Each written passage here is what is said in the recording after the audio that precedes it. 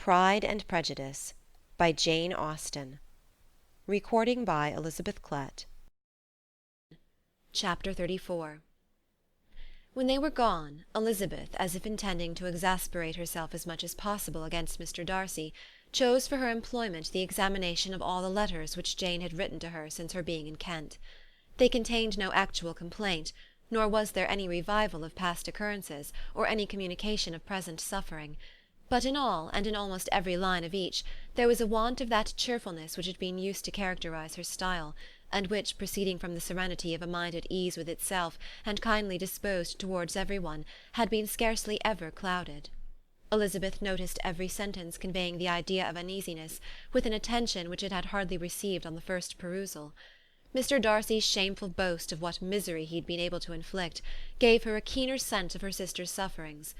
It was some consolation to think that his visit to Rosings was to end on the day after the next, and a still greater, that in less than a fortnight she should herself be with Jane again, and enabled to contribute to the recovery of her spirits by all that affection could do.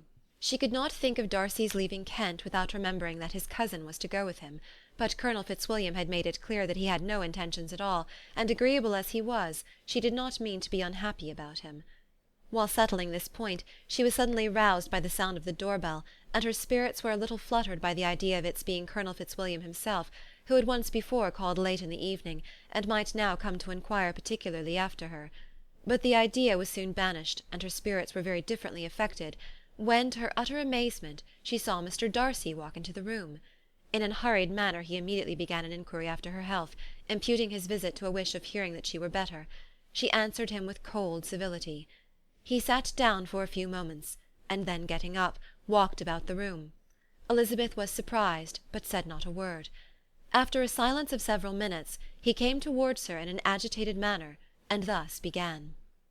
"In vain I have struggled. It will not do. My feelings will not be repressed. You must allow me to tell you how ardently I admire and love you." Elizabeth's astonishment was beyond expression. She stared, coloured, doubted, and was silent. This he considered sufficient encouragement, and the avowal of all that he felt, and had long felt for her, immediately followed. He spoke well, but there were feelings besides those of the heart to be detailed, and he was not more eloquent on the subject of tenderness than of pride.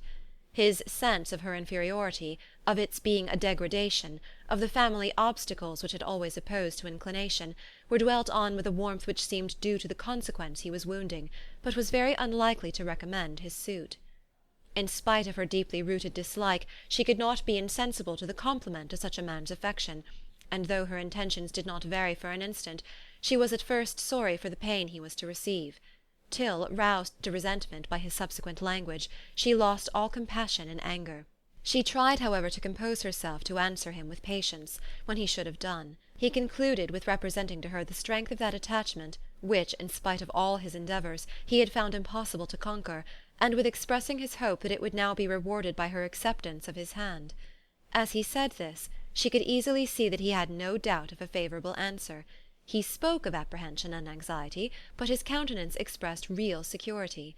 Such a circumstance could only exasperate further, and when he ceased, the colour rose into her cheeks, and she said, "In such cases as this, it is, I believe, the established mode to express a sense of obligation for the sentiments avowed, however unequally they may be returned.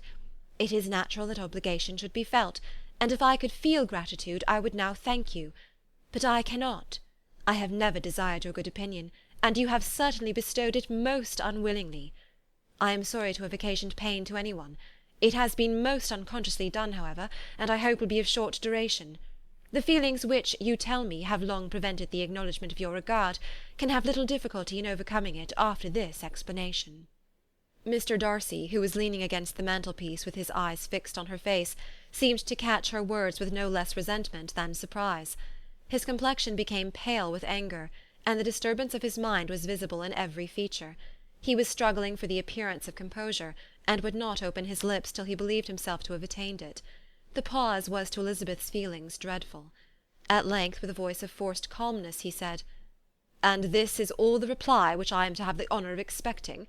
I might perhaps wish to be informed why, with so little endeavour at civility, I am thus rejected, but it is of small importance." "I might as well inquire," replied she. Why, with so evident a desire of offending and insulting me, you chose to tell me that you liked me against your will, against your reason, and even against your character. Was not this some excuse for incivility, if I was incivil? But I have other provocations. You know I have. Had not my feelings decided against you, had they been indifferent, or had they even been favourable, do you think that any consideration would tempt me to accept the man who has been the means of ruining, perhaps for ever, the happiness of a most beloved sister? As she pronounced these words, Mr. Darcy changed colour, but the emotion was short, and he listened without attempting to interrupt her while she continued. I have every reason in the world to think ill of you. No motive can excuse the unjust and ungenerous part you acted there.